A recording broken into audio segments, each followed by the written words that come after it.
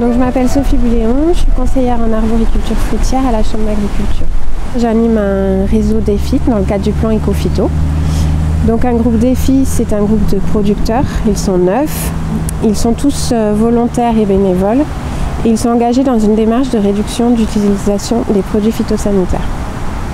Donc c'est avant tout un groupe d'échange, ils échangent sur leurs pratiques, sur les différentes techniques existantes et certains d'entre eux mettent en place ces techniques alternatives, notamment aux insecticides et aux herbicides. Donc par exemple le désherbage mécanique pour limiter le recours aux herbicides, ou encore la pose de glu dans la lutte contre les forficules ou les applications d'argile dans la lutte contre l'enroulement chlorotique, avec bien sûr l'objectif de maintenir le revenu pour chaque exploitant.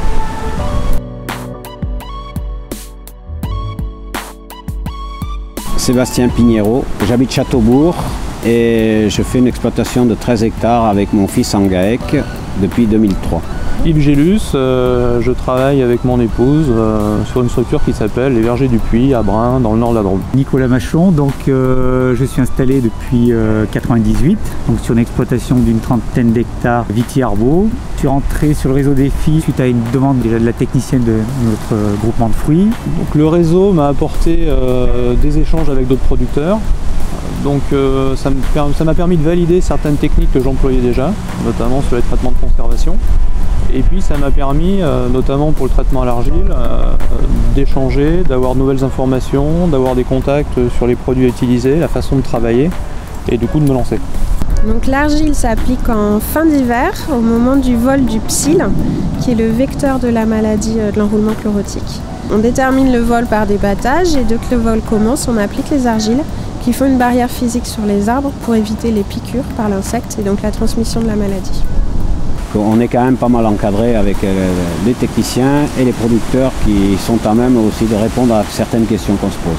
Voir un petit peu ce qui se faisait ailleurs, comment on pouvait évoluer pour améliorer aussi ses impacts sur l'environnement et ses techniques culturelles. Donc j'ai commencé à mettre en œuvre la glu suite à une matinée de démonstration dans le cadre du réseau.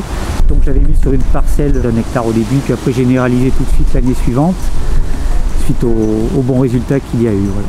J'ai mis en place le désherbage mécanique, ce qui était facile parce que je le pratiquais déjà sur noyer qui était en bio, donc j'avais cette obligation-là. Donc j'ai simplement utilisé le même appareil pour mes abricotiers.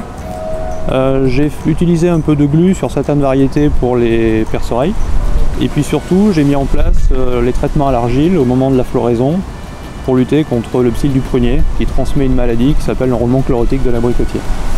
Sur l'exploitation, il a été mis en place un appareil que j'ai fabriqué il y a 2 ans qui me satisfait pleinement. Je travaille le sol depuis l'année dernière et j'arrive à éviter quelques problématiques de pince-oreille. Alors ce qui a changé sur l'exploitation, c'est un peu plus de temps de travail, surtout du temps d'observation. On a un léger surcoût en plus. Par contre, derrière, on a un gain en confort de travail et d'utilisation de ce type de produit par rapport à un insecticide.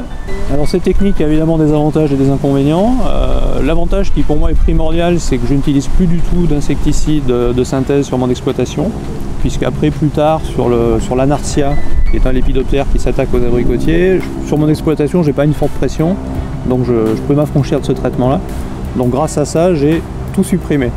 L'avantage aussi, c'est que ces traitements sont au moment de la floraison, du coup on respecte les abeilles. Après, il y a certains inconvénients. Au début, le principal inconvénient, c'était le prix du produit. Mais maintenant que cette technique se développe, que c'est utilisé par d'autres producteurs sur d'autres cultures, on arrive à trouver des produits à un prix beaucoup plus compétitif, qui sont tout aussi efficaces.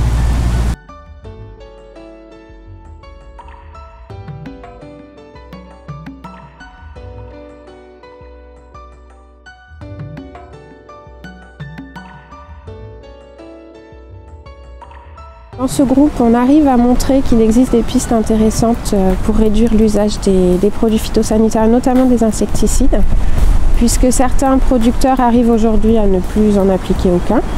Et par contre, pour les fongicides, c'est vrai que cela reste plus compliqué parce qu'il n'y a pas de technique alternative existante aujourd'hui et on reste très dépendant des conditions climatiques sur cette production. Pour évaluer l'utilisation des produits phytosanitaires, on utilise un indicateur qui s'appelle l'IFT, l'indice de fréquence de traitement. Et donc cet IFT dans le groupe, on a réussi à le baisser d'environ 25% depuis l'entrée dans le réseau.